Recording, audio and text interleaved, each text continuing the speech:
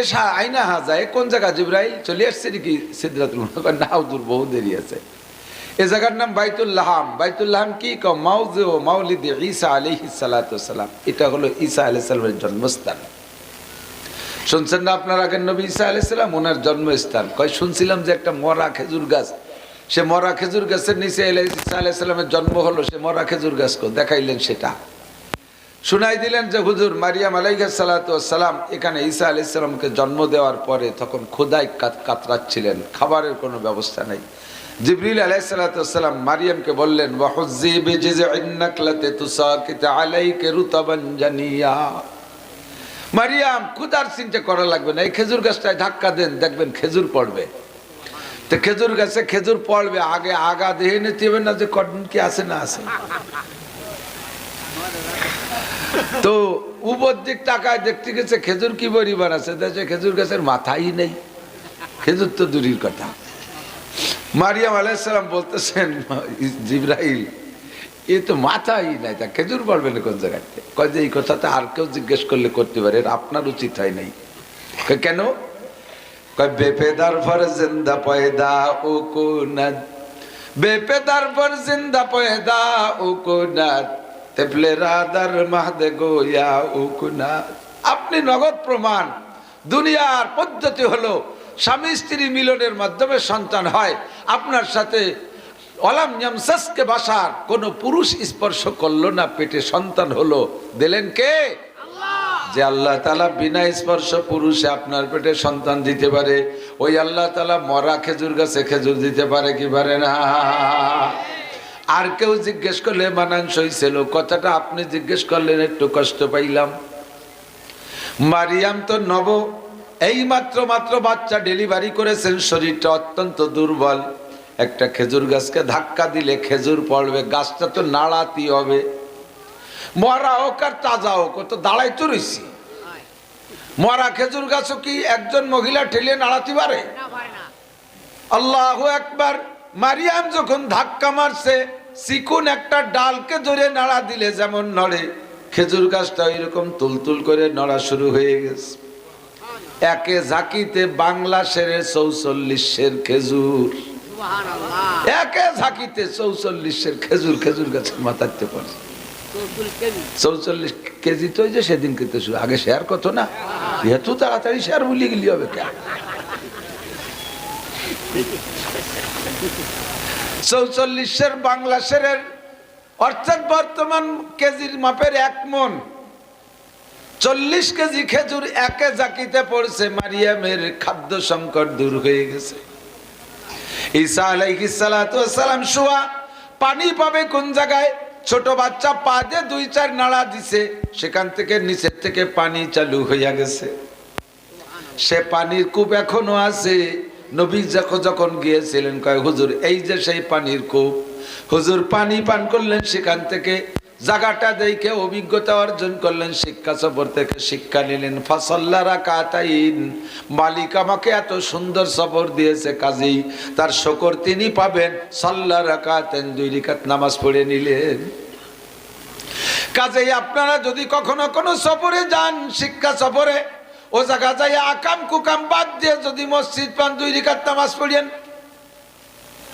এটা নবীদের সুন্নাত। নবী আলাইহিস সালাম এই সফরে যাইয়া প্রত্যেক গাটিতে পয়েন্টে 2 রাকাত করে নামাজ পড়ে সামনের দিকে আগাইছে।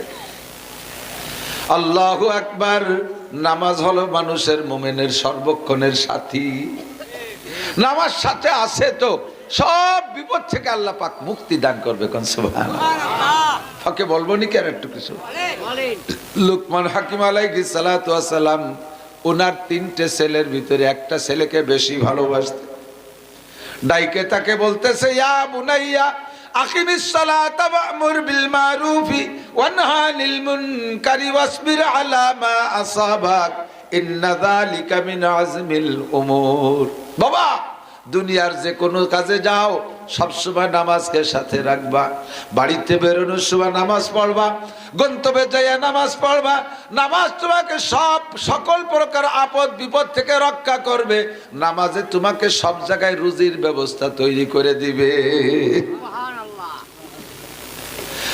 লুকমান হাকিমের জীবনের শেষ প্রান্তে এসে ছেলেকে আখেরি ওসিয়াত করতেছেন। সূরা লুকমানের মধ্যে 10টা ওসিয়াত আসছে, তার ভিতরে নাম্বার 1 নামাজ ঠিক মতো পড়বা।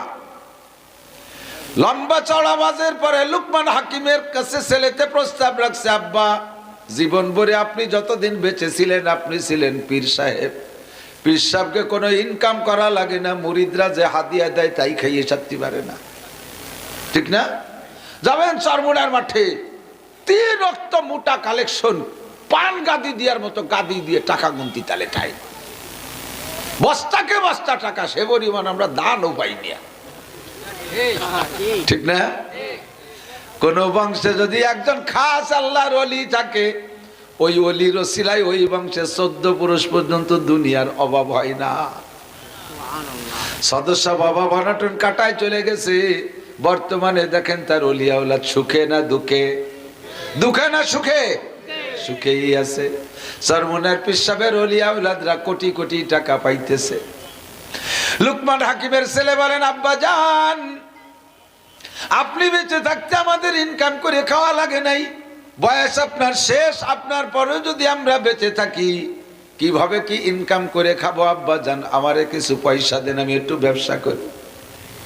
লুকমান হাকিমের কাছে প্রস্তাব রাখলে উনি কয়, বাবা যা কামাই করছি আমার স্বভাব হলো খাইছি আর দান করে দিছি, কোনো পয়সা নাই, শুধুমাত্র আমার জানা আছে আমার একটা বন্ধু ছিল বাল্য বন্ধু, ওই বন্ধুটা আমার কাছ থেকে 3000 টাকা কর্জ নিছে, ওই টাকাটা সে দেয় না, তাই ছাড়া আমার কাছে আর কোনো পয়সা করি নাই।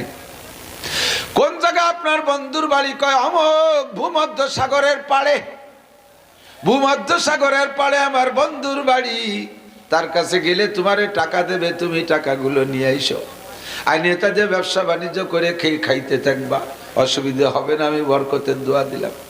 তবে বাবা আমার বন্ধু বড় ক্রিটিক্যাল, বন্ধু বড় ক্রিমিনাল নাম্বার 1, যদি ক্রিমিনাল আর বদমাইশি না হবে তাহলে আমার মতো মানুষের টাকা নিয়ে এতদিন ঘুরাইকা।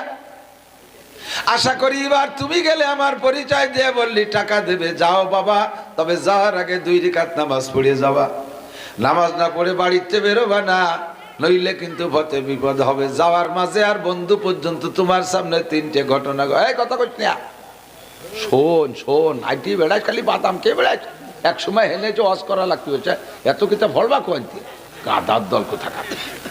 শোন ভাই, এটি যাইস মুড়াতি মুড়াতি, তোর মুড়ানোর বয়স হয়েছে নাকি? তুই এত তাড়াতাড়ি মুড়াইস? ছোট এখনই মুড়ায়, চিনতে ও বড় হলি কি এর বেকন দিতি? আল্লাহু আকবার। তুমি বাড়ির থেকে যখন যাবা, কত দূর যাওয়ার পরে তোমার পিপাসা হবে, খুব পিপাসা হবে, পানি খাইতে মনে চাবে, কিন্তু তোমার মশকে যে পানি থাকবে দেখবা পানি গরম, গরম পানি তোমার খাইতে মনে চাবে না, তোমার ঠান্ডা পানি পান করতে মনে চাবে। তুমি ঠান্ডা পানি পান করার জন্য এদিক ওদিক তাকাইবা, দেখবা একটা বাগান তোমার সামনে হাজির, ওই বাগানের ভিতরে ঢুকবা, তুমি ঢুকে দেখবা তার ভিতরে কল কল করে পাথর টপকাইয়া ঠান্ডা পানি যাইতেছে, ওখান থেকে তুমি প্রয়োজন পরিমাণ পানি পান করবা, আর তোমার মশকের পানি ফেলে দিয়ে নতুন পানি নিবা, বেরোইয়া দেখবা ওই বাগানটা পিছনে আর নাই, তুমি বাগান থেকে বেরোনোর সঙ্গে সঙ্গে দেখবা যে পিছনে বাগানটা গায়েব হয়ে গেছে। ঠান্ডা পানি পাইয়া শুকর আদায় করে 2 রাকাত নামাজ পড়বা। এরপরে কত দূর যাওয়ার পরে তোমার হাঁটতে হাঁটতে ক্লান্তি আসবে, তুমি একটা গাছ পাইবা, ঠান্ডা জায়গায় বসতে মনে চাইবে, বট গাছ তলার ছায়া জায়গা দেখে তোমার বসতে মনে চাবে, তবে বসবা না, বসলে তোমার বিপদ হবে। ওই বট গাছ তলায় একটা বুড়ো লোকরে দেখবা বসে আছে, সে যদি তোমারে বসতে বলে বসবা, যাইতে বললে যাবা, বুড়ো লোকটার কথা শুনবা, ওই বুড়ো লোকটার কথার মধ্যে তোমার লাভ আছে। সেখান থেকে বেরোইয়া যাইবা, কত দূর যাওয়ার পরে একটা গ্রাম বাঁধবে, ওই গ্রামে যে পরিচয় দিলে তোমাকে গ্রামের মানুষ সম্মান করবে, আমি তোমার বাপ, এই পরিচয় দিলে তোমাকে লুকমান হাকিমের ছেলে বলে পীরের মতো সম্মান করবে, 3 দিন তোমার রাখবে ওরা।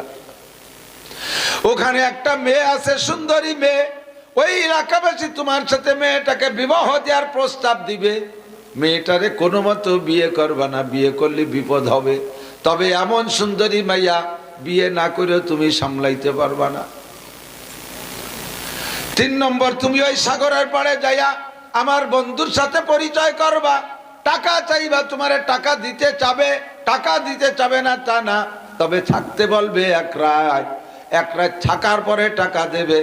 যদি তুমি রাত ওখানে থাকো তাহলে তোমার জীবন নিয়ে টানাটানি, থাকলে তোমার মহা বিপদ, তুমিও জায়গা থাকবা না। তবে ওই মুরব্বী, যে মুরব্বীর সাথে দেখা, প্রথম থেকে যদি মুরব্বীর সাথে সাক্ষাৎ হয়, প্রথম থেকে শেষ পর্যন্ত মুরব্বী থাকে, মুরব্বী যে জায়গা যে কথা বলে সেই জায়গা সেই কথা শুনবা, তার মধ্যে লাভ আছে। হাঁটতে হাঁটতে সত্যি যাইয়া বিসমিল্লাহ কয়ে রওনা দিয়া নামাজ পড়ে 2 রাকাত নামাজ পড়ে গেছে। যাইয়া সত্যি সে জবজার বাগান পাইছে, বাগানের ভিতরে থেকে ঠান্ডা পানি সংগ্রহ করে নিয়ে বেরোইছে। কত দূর হাইটা দেখে গরমে খুব ক্লান্তি লাগতেছে, বট গাছ একটা, বাবজা কইছে তাই। একবার পিছনের দিক তাকায়, একবার সামনের দিকে তাকায়, বসবে কি বসবে না ইতস্তত বোধ করতেছে। শেষবার যখন আখেরি বার তাকাইছে তখন দেখে বুড়ো, এতক্ষণ বুড়োরে দেখে নেই। আচানক এক বুড়ো কয়, এ বাবা, বারবার এদিক তাকাইছে আর হাঁটিস, ঘটনা কি? কয়, কাকা বসতে মনে চাচ্ছে কিন্তু আব্বা নিষেধ করছে। কয়, না আয় একটু বসে জিরে যা। কয়, না কাকা বসতে নিষেধ করছে। কয়, তোর আব্বা বলে দেয় নাই, বুড়ো লোকটা যা বলবে তাই শুনবি।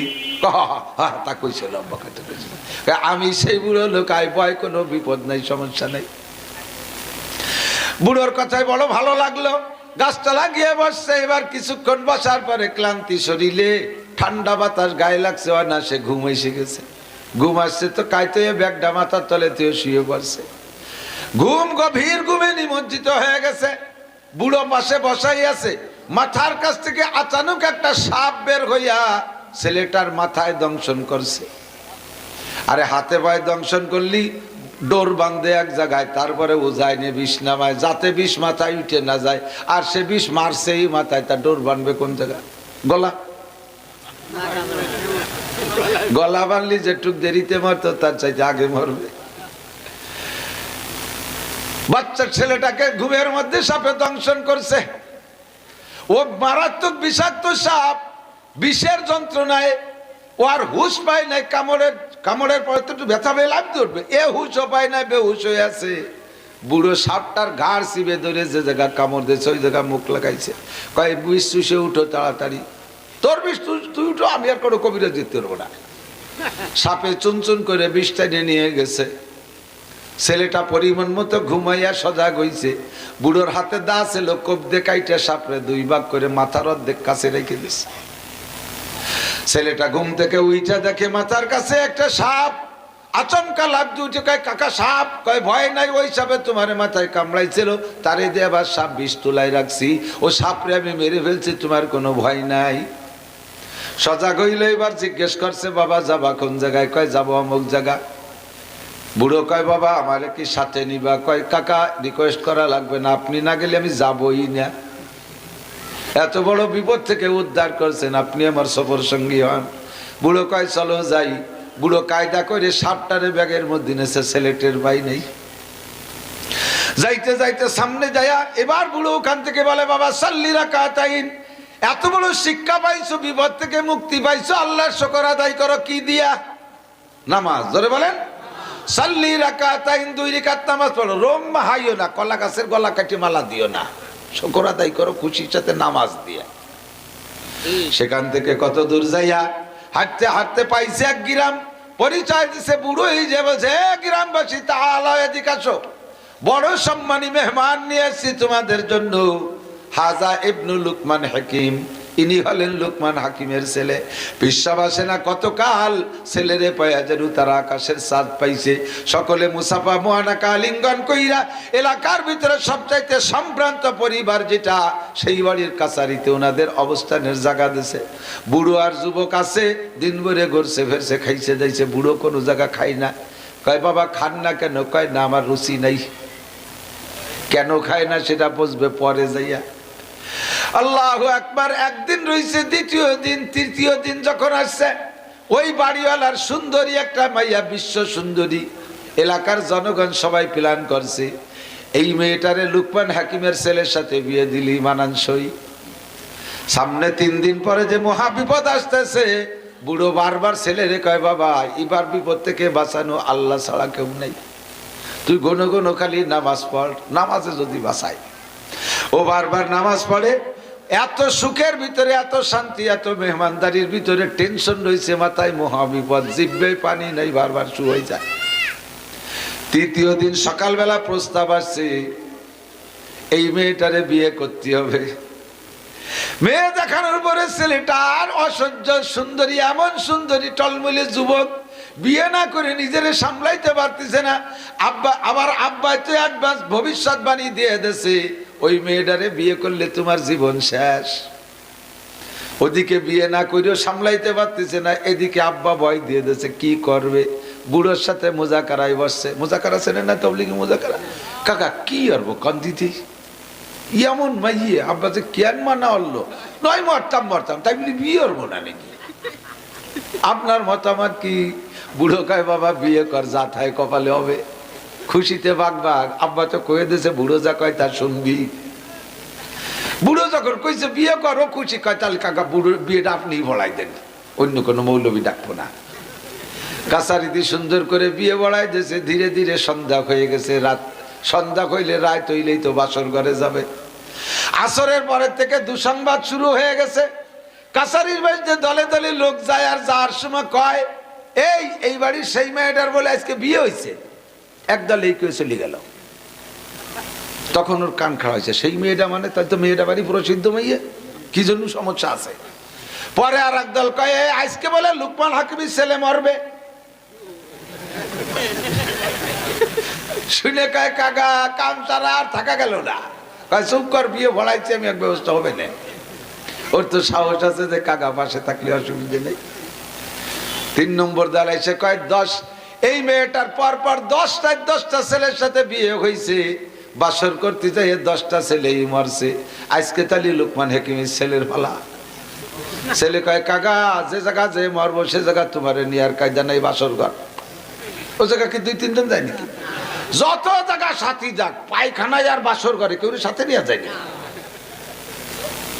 কাকা আজকে মরার সময় তোমারও সাথে পাবো না, যাই করো না কেন, এত বড় বিপদে হাতে জড়িয়ে ফেলাইলে কেন? কয়, বাবা 30 মিনিটে থাকালি নামাজ পড় খালি। কিছুক্ষণ পরে ঈশার নামাজে রক্ত হইল, ঈশার নামাজ পড়িয়ে বসছে। এখন ছোট একটা শালি আসতেছে আগে নাকি। শালি আইসে কয়, দুলো ভাই ঘরে আসেন।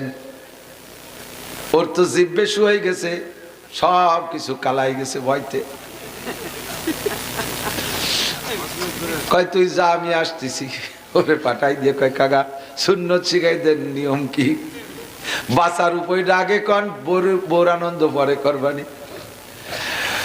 চাচা শিখিয়ে দিয়েছে, যাইয়া তোর স্ত্রীর সাথে সালাম কালাম করবি, যাইয়া স্ত্রীর গায়ে হাত দিবি না, অন্য কোনো ব্যবহারে যাবি না। সালাম কালাম কুশল বিনিময়ের পরে আগে খেয়াল করবি যে শালি দেখায়, বাবি দেখায় শালি বিয়ে দিয়েছে নাকি, আগে তাই দেখবি। অনেক জায়গা আছে না এই নিয়ম। ননদের চেহারা খারাপ, তাকেও দেয় না, বাবি বাড়ি সুন্দরী, ছেলেতে মেয়ে দেখতে চাইছে, বাবিরে দেখাই দিচ্ছে, ছয় দেখেছে ননদ দিয়ে দিচ্ছে। এইরকম উল্টো পাল্টা হয়েছে নাকি, আগে তাই খেয়াল, যেটা দেখাইছে সেই ঠিক আছে নাকি। দেখার পরে স্ত্রী ব্যবহার করবি না। তোর স্ত্রীর কাছে একটা বদনা চাবি, বদনাটা নিয়ে আমার কাছে আসবি, বাথরুমের অজুহাত দিয়ে আসবি, এর মধ্যে স্ত্রীর গায়ে হাত দিবি না, তালি মরছিস।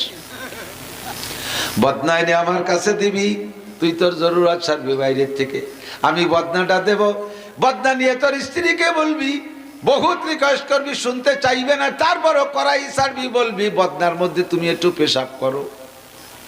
পেশাব যদি করতে না চায়, রিকোয়েস্ট করবি, বলবি যে তাহলে তোমার সাথে আমার ঘর করা হবে না।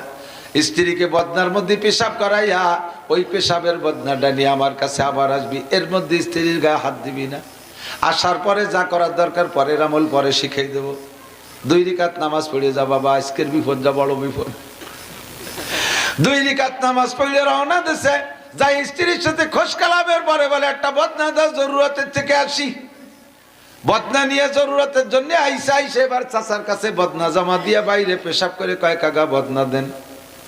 বদনা নিয়ে ঘরে গেছে, চাচা বদনাটা দিয়ে বদনার মুখ আটকাই দিছে। নিয়ে বলবি, মুখ খুলে দিয়ে বলবি বদনার মধ্যে পেশাব করো। স্ত্রীরে বলছে বদনার মধ্যে পেশাব করা ছাড়া তোমার সাথে আমার দৈহিক সম্পর্ক হবে না। কই না না, এই হয়নি কি আমার দাদির অজু বানাই দিয়ে বদনা, এর মধ্যে কেউ ইয়েরা যায় নাকি? কি তুমি এত বড় হুজুরি চাল ইয়ে কি কও? কোনো কথা হবে না, আমল করতেই হবে।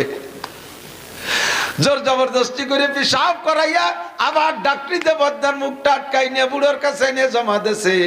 সঙ্গে সঙ্গে বুড়ো মুখটা সরাইয়া বদনারে উবুর করে ঢালছে। দেখে 2.5 সাপ। কয়টা?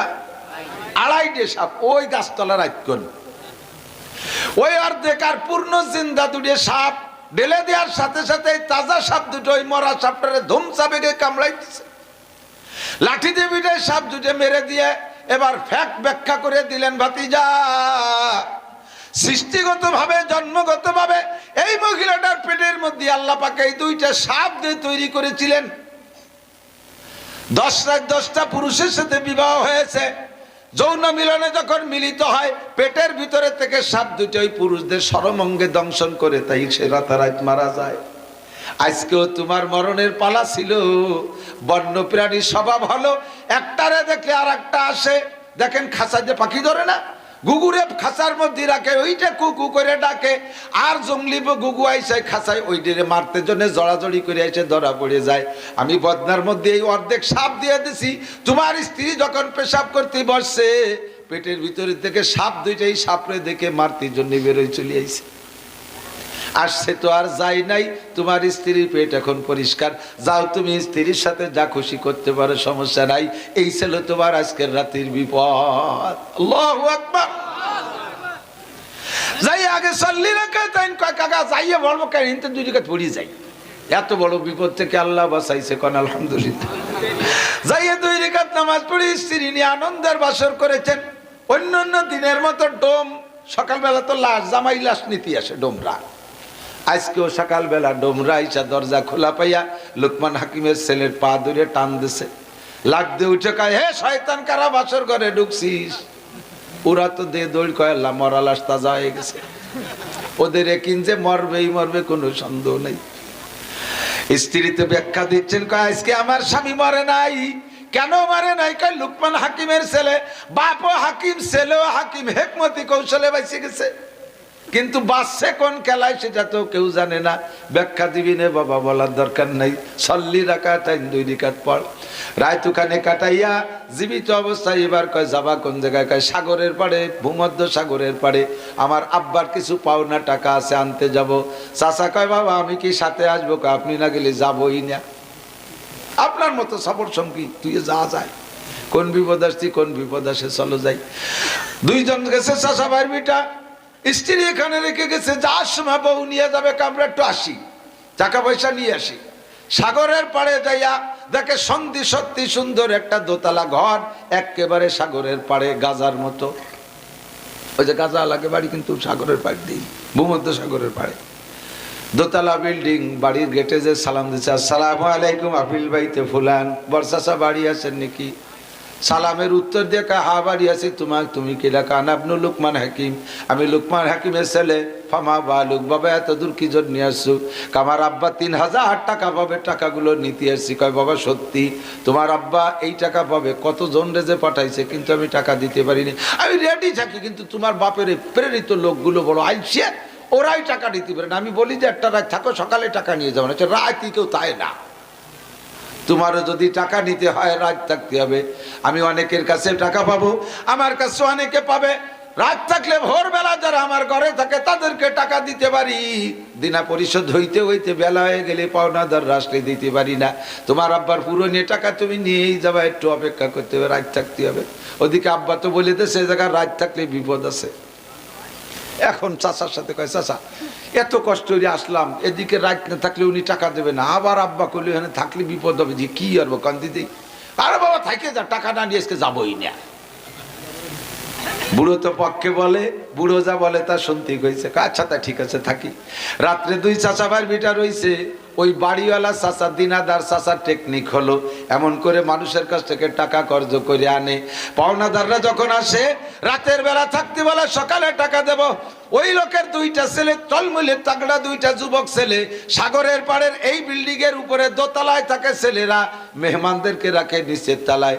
সকালবেলা রাতের বেলা জোয়ারের পানি ঢুকে নিচতলা ভরে যায়, মেহমানরা মারা যায়, সকালে সাগরে ভাসায় দেয়, টাকা দেওয়া লাগে না। কত বড় বুজুর্গ চিন্তিত, এরকম বুজুর্গ আছে কিন্তু আমাকে এলাকায়।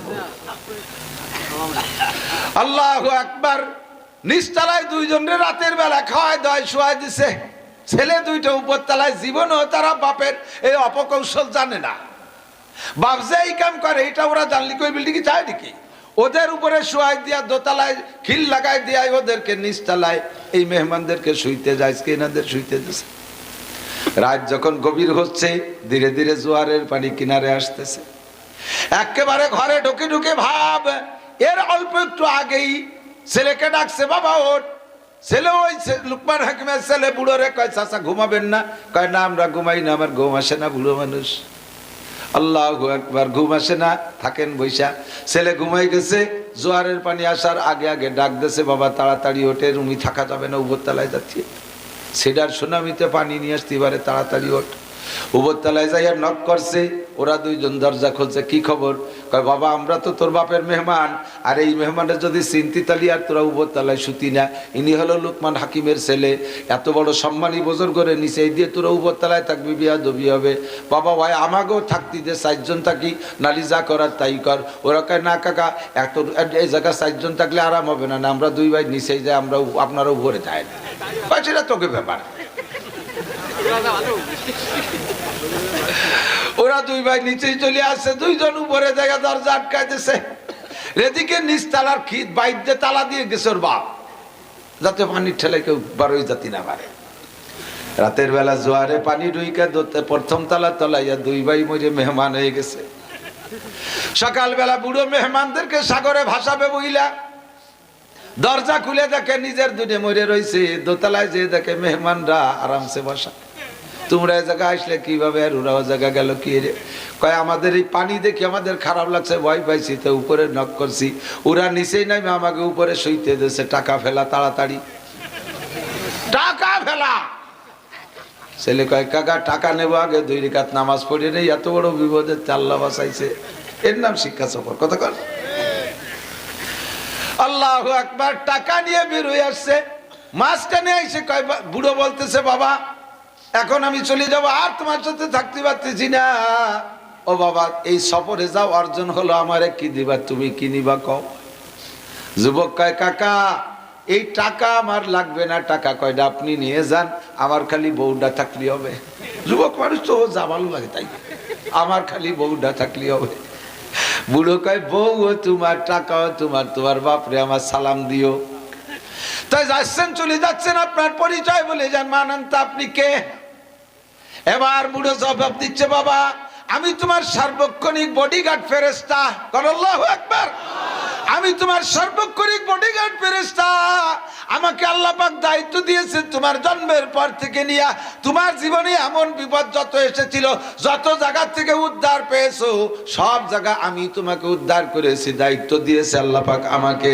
আজকে তোমার আব্বা জান আমাকে বলেছেন প্র্যাকটিক্যালে মানুষের রূপ ধারণ করে তোমার সাথে থেকে খেদমত 3টে করার। এমন খেদমত জীবন ভরে করব বাবা। আমরা টাকাও নেই না, পয়সাও নেই না, বউও নেই না, ছেলে মেয়েও নেই না। লাম ইয়ালিদ ওয়া লাম ইউলাদ, লাম ইয়ালিদ ওয়া লাম ইউলাদ, লা ইয়াকুলু ওয়া লা ইয়াশরাবু। আমরা ফেরেশতা খাইও না, পানও করি না, টাকাও নেই না, পয়সাও নেই না, স্ত্রী নাই, বউ নাই, বাচ্চা নাই, জন্ম নেই না, জন্ম দেই না। আমরা তোমার সার্বক্ষণিক ফেরেশতা। এ আমার যুবকরা, যে জায়গায় যাইবা, যাওয়ার সময় বাড়ি থেকে নামাজ পড়ে বের হবা, গন্তব্যে যাইবা শিক্ষা সফরে, কুয়াকাটা গেলে মসজিদ আছে, ঘাটের উপরে 2 রাকাত নামাজ পড়লেও আকামের জন্য কোনো হোটেলের মধ্যে কোনো ছাতির তলে বসো না। সাল্লি রাকাতাইন, নামাজ পড়ো। আল্লাহু আকবার। নবী পাক বাইতুল্লাহ গেছে, মনে আছে? আজকে 2 জনে মিলে এক অজি করি, শেষ করি দে, ঠিক না? উনি যেটুক করছে বাইটুক আমি কই, শেষে আর একটু কবানি, কষ্ট হচ্ছে নাকি? আল্লাহু আকবার। আপনারা হলো আমার মানুষ, আপনাকে কম ঠিক আমার যাওয়া ঠিক হবে নাকি? অন্য জায়গা ফাঁকি ফুঁকি দিয়ে আসতে পারি, খাওয়া চেষ্টা হাদাও চলে যাই। আজকে বেশি বেশি হবে, দরকার হয় ফজরের নামাজ পড়বো না, তার কি, তাই নাকি? Ready, I am ready. চোপ, নো টক বাট উসকু, যাদ্দুর দরকার সাদ্দুর কব ইনশাআল্লাহ। মা বোনরা পর্দার আড়ালে কান খাড়া করেন। নবী আলাইহিস সালাতু ওয়াস সালাম ওখানে গিয়ে বাইতুল্লাহ ঈসা আলাইহিস সালামের জন্মস্থান দেখলেন, খুশিতে সাল্লা রাকাতাইন 2 রাকাত পড়লেন। এই বাইতুল্লাহ ইসরাইলি নেতানিয়াহুর গোষ্ঠী, এই জালেমরা দখল করে রাখছে, মুসলমানদেরকে নামাজ পড়তে দেয় না। আল্লাহ পাক রব্বুল আলামিন ওদেরকে ধ্বংস করে দিক, বলেন আমিন। মুসলমানদেরকে বিজয় দান করুক, বলেন আমিন। বাইতুল মুকাদ্দাস আমাদের প্রথম কিবলা, এখানে আজকে 4টে মাস নামাজ পড়তে দেয় না, জুমার নামাজ পর্যন্ত পড়তে দেয় না জালেমের দল। আল্লাহ পাক তুমি আমাদেরকে বাইতুল মুকাদ্দাস বিজয় করে দাও, কন্যা আমিন। আমার টুঙ্গিপাড়া গোপালগঞ্জের প্রাণপ্রিয় বন্ধুরা, মাননীয় প্রধানমন্ত্রী বঙ্গবন্ধু শেখ মুজিবুর রহমান সাহেব থেকে নিয়ে চলমান মাননীয় প্রধানমন্ত্রী জননেত্রী শেখ হাসিনা পর্যন্ত বর্তমান বাংলাদেশ আওয়ামী লীগ সরকার ফিলিস্তিনের পক্ষে, ইসরায়েলের বিপক্ষে, বলেন আলহামদুলিল্লাহ। আমরা মুসলমানরাও ফিলিস্তিনের পক্ষে, আমাদের নেত্রীও ফিলিস্তিনের পক্ষে, বাইতুল মুকাদ্দাসের পক্ষে। যদি এই পক্ষপাতিত্ব কইরা আমাদের জন্য 1-2 বিমান ছাড়িয়ে দেয়, এই বিমানে শুধু মুজাহিদ যোদ্ধা নিয়া বাংলাদেশ থেকে ফিলিস্তিনে নামায় দেবে, আমরা কি যাইতে রেডি আছি? রেডি? নারায়ে তাকবীর, নারায়ে তাকবীর। বিশ্বের মুসলিম, বিশ্বের মুসলিম একাও জিহাদ করো। জিহাদ তো তুই ভয় পাচ্ছেন, জিহাদের জন্য নেত্রী নিজে ডাকতেছে। 5টা দেশ সম্মিলিত মামলা করছে ওই খাটাসের নামে, এই নেতানিয়াহুর নামে 5টা দেশে মামলা করছে, তার ভিতরে আমাদের বাংলাদেশ আছে। বাংলাদেশ জননেত্রী শেখ হাসিনা ইসরায়েলের নেতানিয়াহুর বিপক্ষে 5 দেশের মামলার উনি একজন সদস্য। বিশাল ব্যাপার। কিন্তু যেখানে আমেরিকা তার বিপক্ষে, ব্রিটেন বিপক্ষে, পশ্চিমে ফ্রান্স, রাশিয়া, সব ওই পাশে রাশিয়া বাদে ওই পাশালা পশ্চিমেরা সবাই সেই যার বিপক্ষে, সেই জায়গা উনি এই ছোট্ট দেশ হইয়া কি বা আছে আমাকে বাসের আহিয়ালা বাসের লাঠি ছাড়া আমাকে কিছু আছে কোন? তবে আমাদের নেত্রী সাহস আছে যে হ্যাঁ, বাঙালি জাতি আহিয়ালা বাসের লাঠি দিয়ে বাড়াই একদলকে তাড়াইছে, কাজে হিম্মত আমাদের আছে। আমাকে খালি ছাড়িয়ে দিক আর ওরা খালি ঢুকুক বাংলাদেশে, আমাকে বিট আগে লাগবে না, বিটিরা বটি দিয়ে কোপাই সবাই ফেলাই দেবে। পাবলিকের কাশির কোপ তো খাইনি, সরের মধ্যে থাও ডুইয়ে দাও খালি আশ্রয় বাগানে, কোপ কারে কয় $70 গায়, ঠিক না? আল্লাহ মর্দে মুজাহিদিনদের কবুল করুক, বলেন আমিন। বাইতুল মুকাদ্দাস বিজয় করে দিক, ফিলিস্তিন গাজার মুসলমানদের স্বাধীনতা দান করুন। এই নেতানিয়াহু জুবাইডেনের গোষ্ঠীকে আল্লাহ তাআলা ভূমধ্য সাগরে ডুবাই ধ্বংস করে দিক, আমিন কবেন না? আমিন। কিছু হবে না, আমিন বললে আপনার দাম আমার দাম বেড়ে যাবে, ঠিক না? সেখান থেকে রওনা দিলেন 2 রাকাত নামাজ পড়ে। যাইতে যাইতে গিয়ে দেখেন একটা বিশাল পাহাড়। ইয়া বুরাক, কুম বুরাক, দাঁড়াও। দাঁড়াইছে বুরাক। ইয়া রাসূলুল্লাহ ইনজিল, হুজুর একটু নামেন। আইনা হাজা, জায়গা কোন জায়গা নামবো? হাজা তুর, এইটার নাম তুর পাহাড়। কোন তুর পাহাড়? যেই তুর পাহাড় আল্লাহ পাকের নূরের তাজাল্লিতে পুইরা ছাই হয়ে গেছে, সুরমা হয়ে গেছে, কন্যা সুবহানাল্লাহ। এই জায়গা মুসা আলাইহিস সালাতু ওয়াস সালাম আল্লাহ পাকের সাথে কথোপকথন করতেন, গল্প করতেন এই পাহাড়ে বৈশা। একদিন মুসা বলতে যে রব্বি আরিনি আনজুর, আল্লাহ তোমাকে এত, তোমার সাথে গল্প করি এত মজা পাই, তোমার সাথে দেখা করলে যে কি মজা, এই মজাটাকে একটু উপভোগ করতে দিবা, আমি একটু তোমারে দেখ। এই এদিক তাকান যুবকরা, তুমি এই বাংলাদেশে এই জায়গায় বসে, চট্টগ্রামের এই জায়গায় বসে, দিনাজপুর, সৈয়দপুর, পঞ্চগড়, ঠাকুরগাঁও, পীরগঞ্জ, বীরগঞ্জে, ওই মুন্সিগঞ্জ, বিভিন্ন গঞ্জের মায়ের সাথে ফোনে আলাপ করো, তার যে মিঠে মিঠে কথা, তাতে তোমার তো দেল কালাই যাচ্ছে। একদিন কইতেছো তোমার গল্প যাইতো এত ভালো, তুমি একটু নীলের মাঠ আসো, তুমি একটু মল্লিকির মাঠে রাস্তায় আসো, সিঙ্গিপাড়া বাজারে আসো, তোমার একটু দেখি, তোমার কথা এত ভালো, তোমার চেহারা কত ভালো। যাইয়ে দেন যে আপনার নানির বয়সে এক বুড়ি, হাতটা কালাই গেছে। মুসা আলাইহিস সালাম কয় আল্লাহ তোমার সাথে এতকাল গল্প করি, তুমি কি গল্প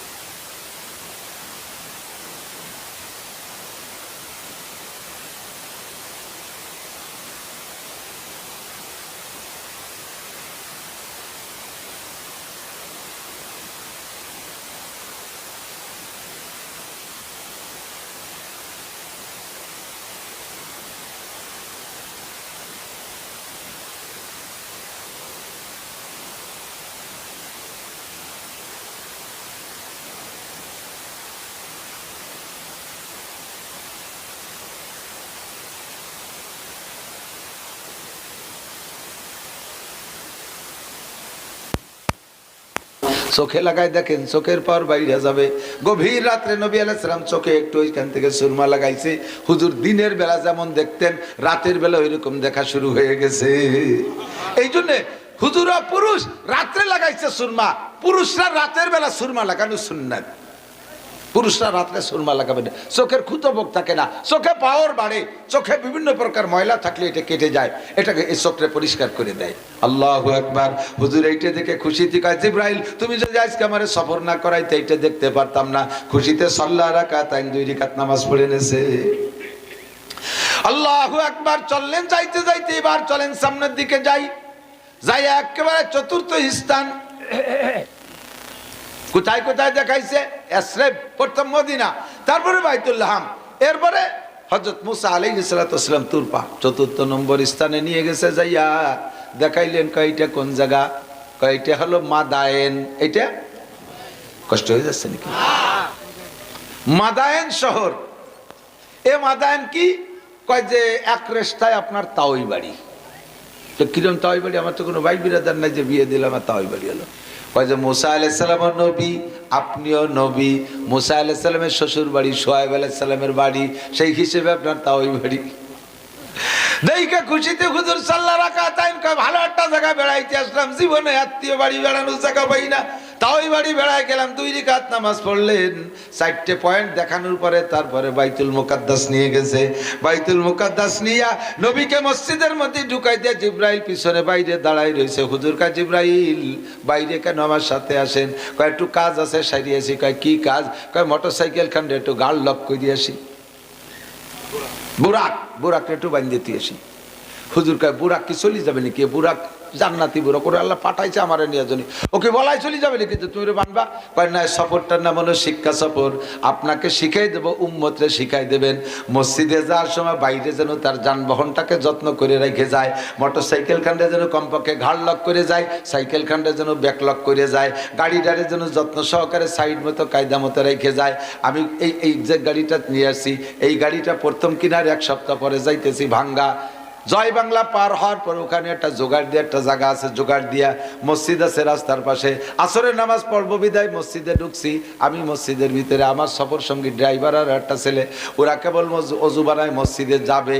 রাস্তার পাশে সাইড করে রাখা গাড়ি, ইতিমধ্যে ওই যে চায়না কোম্পানির বড় বড় লরি, ওই দুটো পাল্লা দিয়ে চালাইতে চালাইতে এসে আমার গাড়িটার সাইডে লাগাই দিয়া একটা পাল্লা খুলিয়ে নামায় ফেলাইছে। ছোট্ট ফাঁস করে একটা শব্দ হলো, অত বড় গাড়ির বাড়ি থেকে আমার এই মাসিতে নাকি? এর না আমি ওরা কয় প্লাস্টিক, এই প্লাস্টিকের খলপা খুলি বেলাইছে। সাথে সাথে আমার এই মিরাজের সফর মনে হলো যে জিবরিল আলাইহিস সালাম কেন বুরাক বাঁধছে। পরিমাণ মতো দূরত্বে আমি গাড়ি রাখি নাই বিদায় লরির আঘাতে আমার দরজা ভেঙে গেল। যদি ভালো জায়গা, নিরাপদ জায়গা রাখতাম তাহলে সমস্যা ছিল না। নামাজ আমারটা পড়া হয়ে গেছে, আমি পড়ছি, বাকি 2 জন দুশ্চিন্তায় নামাজই পড়তে পারে নাই। এরপরে আমার যে মাহফিল তাকে আর আমার হুঁশ থাকে নাকি? আমার নতুন কিনা গাড়ি, 13 লক্ষ টাকা দিয়ে কিনা গাড়ি, গরিব মানুষ যা কিনছি, এর ডানা খুলি গেছে। আর কি জিব্বে পানি আছে, মিজাজ গেছে খারাপ হইয়া। ভাঙ্গাতে ফোন দিয়েছে, কলাম ঘটনায় আর হজ করতে আসবো না। ভাঙ্গায় যিনি আমার মাহফিলের দায়ী, তিনি বড় কলিজাওয়ালা মানুষ, আমলিগের সেক্রেটারি আব্দুল সুবহান ভাই। হুজুর গাড়ি ওটা ছেড়ে দেন, আমার সেম প্রিমিয়াম গাড়ি আছে আমার, এটা আপনারা দিয়ে দিলাম, ওটা আমি সারি ছুড়ে চালাবো, নিশ্চিন্তে চলে আসেন। গেলাম, আলহামদুলিল্লাহ উনি যত্ন সহকারে আমার মাহফিল করাইলো। চায়না কোম্পানির দিয়ে আমার গাড়ি পুরো নতুন বানাইয়া 10 দিন রেখে সেই জায়গা থেকে পরে 3-4 জন এসপি লোক পাঠাই দিয়েছে, থানার থেকে লোক চলে এসে সবাই গিরে গিরে। বাহারহাল কথা হলো যে আমি যদি যত্ন যেভাবে সুন্নাত সেইভাবে গাড়িতে রাখতাম, তাহলে এই ঝামেলা তো আমি করতাম না। জিবরিল আলাইহিস সালামকে আমি মোটরসাইকেলে একটু গাল লক করে আসি, বাইরের মুছে একটা পাথর খুঁটির মতো, ওর মধ্যে জিবরিল আলাইহিস সালাম আঙ্গুল দিয়ে খুঁচাতেছে, ফুটো হয়ে গেছে। সুবহানাল্লাহ। কোনো ড্রিল মেশিন লাগে নাই, আঙ্গুল দিয়ে খুঁচাতেছে, ফুটো হয়ে গেছে। ওর মধ্যে রশি বেঁধে দিয়ে বুরাককে বাঁধিয়ে দিয়েছে। সেখানে হুজুর 2 রাকাত নামাজ পড়াইলেন। সমস্ত নবী রাসূলরা মুসল্লি, ফেরেশতারা মুসল্লি। এরপরে নিয়ে গেল 6 আসমান, তো গেছেন হুজুর, নিয়ে গেছে 6 আসমান। যে যে জায়গা যা দেখার দরকার দেখলেন। 7ম আসমানে যখন উঠে গেছে, যে দেখে বিশাল একটা গাছ, ওই গাছের নিচে এক বুড়ো বসা। 6 নম্বর আসমান তো আপনাকে বলা হয়েছে, যে আমি করলাম না, কিন্তু 7ম আসমানে যাইয়া দেখে গাছ তলা এক বুড়ো বসা, ওই বুড়োর ডাইনে বামে ছোট ছোট পোলা পান বসা। আল্লাহু আকবার। জিজ্ঞেস করলেন মান হাউলাইয়া ইয়া মুরাব্বি, নবী আলাইহিস সালাম জিজ্ঞেস করলেন আমার নাম ইয়া মুরাব্বি, আগে বলেন আপনি কে? মুরাব্বি জবাব দিচ্ছেন আনা ইব্রাহিম আলাইহিস সালাতু ওয়াস সালাম মিল্লাত আবিকুম ইব্রাহিম, আমি তোমাদের জাতির পিতা ইব্রাহিম আলাইহিস সালাম। কন্না আল্লাহু আকবার। আপনার সামনে এই বাচ্চা কাচ্চারা কারা? এই বাচ্চা কাচ্চাগুলো হলো আপনার উম্মতের দুনিয়ায় যে সকল মানুষের ছোট ছোট নাবালেগ শিশু বাচ্চা মারা যায়, ছোট ছোট শিশু বাচ্চা মারা যায়, ওই শিশু বাচ্চাদের মা বাবা গার্জিয়ানদের ধারণা অনুযায়ী আল্লাহ পাক আমার এই মক্তবে নিবর্তি করে দেয়, দুনিয়ায় যে সকল আব্বাদের বাচ্চা মাদের বাচ্চা মারা গেছে, আব্বা মার নিয়ে যদি থাকে আমার ছেলেটা হাফেজ হবে, আলেম হবে, মৌলানা হবে, মুফতি হবে, আমার ছেলেটা কোরআন পড়বে, দিনদার হবে, তাহলে এই ছেলেগুলোকে আমার এই ডাইন পাশের মক্তবে ভর্তি করানো হয়। আর যে সকল বাচ্চাদের মা বাপ গার্জিয়ানরা তারা নিয়ত রাখছে আমার ছেলেটা সালমান শাহ হবে, আমারটা মমতাজ মনির খান আলমগীর হবে, চলচ্চিত্রের নায়ক নায়িকা হবে, আমার মেয়েটা ইনশাআল্লাহ ভবিষ্যতে পরিমণি হবে, আমারটা রুনা লাইলা সাবিনা ইয়াসমিন হবে, এইরকম নিয়ত আছে যাদের, তাদের বাচ্চাগুলোকে আমার বাম পাশের মক্তবে ভর্তি করা হয়। বাচ্চাদের কোনো দোষ নাই, এই বাচ্চারা কিয়ামতে ফয়সালার পরে সব বাচ্চারাই জান্নাতি, কারণ ওদের কত গুনাহ আমলনামা লেখার আগে, আমলনামা তৈরি হওয়ার আগে, ওদের নামে দপ্তর তৈরি হওয়ার আগে ওরা মারা গেছে, কাজেই ওদের কোনো দোষ নাই, ওরা মাসুম, ওরা জান্নাতি হবে। তবে আগে ভাগ করে বসানো হয়েছে এই যে সকল সন্তানদের আব্বা মা এই নিয়ত করেছিল তাদের বাচ্চাগুলোকে বাম পাশে দেওয়া হয়েছে, কিয়ামতে বাচ্চারা আব্বা মার নামে অভিযোগ করবে রব্বানা ইন্না তানা সাদাতানা ওয়া কুবারানা ফাদাল্লুনা সাবিল রব্বানা আতিহিম দাবাইনা মিনাল আযাব ওয়া লানহুম লানান কাবীরা রব্বানা আরিনাল লাযাইনি আদাল্লানা মিনাল জিন্নি ওয়াল ইনসি নাজআলহুমা তাহতা আকদামিনা লিয়াকুনা মিনাল আসফালিন। ওই সন্তানরা আব্বা মার নামে অভিযোগ করবে আল্লাহ দুনিয়া আমাদেরকে পাঠিয়েছিলে, আমাদের আব্বা মা আমাদের সম্পর্কে সুধারণা করে নাই, আমাদেরকে নিয়ে সুকল্পনা করে নাই, আমাদেরকে নষ্ট করার প্ল্যান করেছে, এই যে আমাদের সেই আব্বা মা, এই যে আমাদের সেই আব্বা মা, ওদেরকে দাও জাহান্নামে ফেলাও, আমাদের পায়ের নিচে এনে দাও, ওদেরকে মুখের উপরে পাড়াইবো, আমাদের আল্লাহ আমাদের সামনে ওদেরকে ডবল আযাব দিতে হবে। সন্তানরা অভিযোগ করবে। আর যে সকল সন্তানদের গার্জিয়ানরা সন্তান দুনিয়ায় মারা যাওয়ার পরে তারা ধৈর্য ধারণ করেছে, সবরে জামিল, লাফালাফি পালাপালি করে নাই, কান্নাকাটি করে নাই, কাঁদছে তো পরিমাণ মতো কাঁদছে, বেশি বুক চাপড়াচাপড়ি করে নাই। আছে একদল মহিলা আল্লাহ আর কিডা সহি যায় না, দেখে খালি আমার ডরে আল্লাহরও কিছু কাবলায় খাই মিলাই দিচ্ছে, আছে না এরকম? আবার এই সকল মহিলাদের আর একটা দোষ আছে, এদিক তাকান। হুজুর কয় মেরাজের রাত্রে আমি জাহান্নাম দেখতে গিয়ে দেখে আছি, মহিলারা জাহান্নামের মধ্যে বেশি, দোজখে বিটিরা বেশি, এমনি তো পার্সেন্টও বর্তমানে মহিলা বেশি, ঠিক না? মহিলা বেশি, আর মহিলারা জাহান্নামীও বেশি। মহিলারা অল্প কথায় কান দিয়ে ব্যাগটাই ট্যাগটাই একেবারে ফেরেস্তা হয়ে যায়, আবার সাথে সাথে আকাম দেখলি সে জায়গা লাফায় পড়ে। 90% পুরুষদের দেখেন এই জায়গা কত পুরুষ বসে রয়েছেন, কোনো শব্দ নাই, এই মহিলাকে ক্যাসের মাসে শোনা যাচ্ছে, এই পাশে মহিলা আছে নিশ্চয়ই, ওই দেন এরপরে কথা কয় 500 পুরুষ বসে রয়েছেন, নড়াচড়া নাই, কোনো সারা শব্দ নাই। ও জায়গা মনে হয় আগে কইতাম 3 বিটি যে আনে কলকাতা সে আনে, আর এখন 3 বিটি যে আনে সারা দুনিয়া সে আনে। হুজুর বলেন ইয়া মাশারান নিসা, মিরাজ থেকে আইসা হুজুর মহিলাদেরকে নিয়ে বয়ান করতে গিয়ে বলেন ইয়া মাশারান নিসা তাসাদ্দাকনা ওয়ালা মিন হুলিকুন্না, হে মহিলারা তোমরা বেশি বেশি সদকা করো, ইত্তাকিন্নারা ওয়ালা বিহুলিকুন্না, হে মহিলারা ইত্তাকিন্নার ওয়ালা বিশিক্কিতামরা, তোমরা জাহান্নাম থেকে বাঁচো। আমি জাহান্নামের ভিতরে নারীদেরকে বেশি দেখে আসি, নারীরা জাহান্নামের ভিতরে বেশি, তোমরা জাহান্নাম থেকে বাঁচো। যদিও তোমাদের হাতের এক লোকমা খেজুর কেউরে দান করলে বাঁচা যায়, তাহলে অর্ধেক খেজুর খাইছো আর অর্ধেক চাইছে দিয়ে দাও, এই খেজুরের মাধ্যমে সৎকার মাধ্যমে তুমি জাহান্নাম থেকে বাঁচো। অলবিন হুলি কন্যা, ও মহিলা জাহান্নাম থেকে বাঁচার জন্য তোমার গায়ের সব অলংকার সৎকার করে দিয়ে হলিও বাঁচো। ফাইন্নি উরিতু কন্যা আকসারা মিন আহলিন নার, আমি জাহান্নামে যত মানুষকে দেখেছি পুরুষের চাইতে মহিলাদেরকে বেশি দেখেছি। মহিলারা বললেন ফামা বালুহুন্না ইয়া রাসূলুল্লাহ, নারীদের কোন দোষে জাহান্নামে বেশি দেখেছেন? হুজুর বলেন প্রথম এক হাদিসের মধ্যে হুজুর বলেন মহিলাদের মারাত্মক 2টা দোষ। কয়টা? 1 নম্বরে তাকসুরনাল লাআন, পুরুষরা মারামারি করে অল্পক্ষণের মধ্যে লেগে যায়, 2-3টে গালাগালির পরে এরপরে আর মুখের আমল বাদ দিয়ে হাতের আমল শুরু করে দেয়। অত লম্বা সময় ধরে ঝগড়া ফাসাদের দাঁড়েরা দাঁড়ে না, কিরা সময় নষ্ট হয়ে ঝগড়া করবে, ওর চাইতে হাতের কাজ সেরে যাইয়ে চাটা খাই গিয়া। পুরুষ আর মহিলারা এক ঝগড়া 1 মাস পর্যন্ত টেরিয়ে নেয়।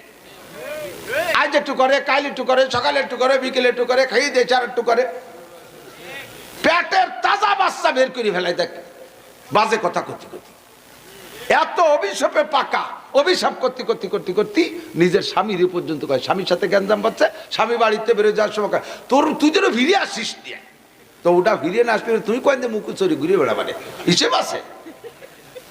তোমার 3-4টে ছেলে মেয়ে হওয়ার পরে তোমার নেবে কাজ সাতায়, এটা ফিরে আসতে মানা হইলে যদি আল্লাহ ধরিয়েই বসে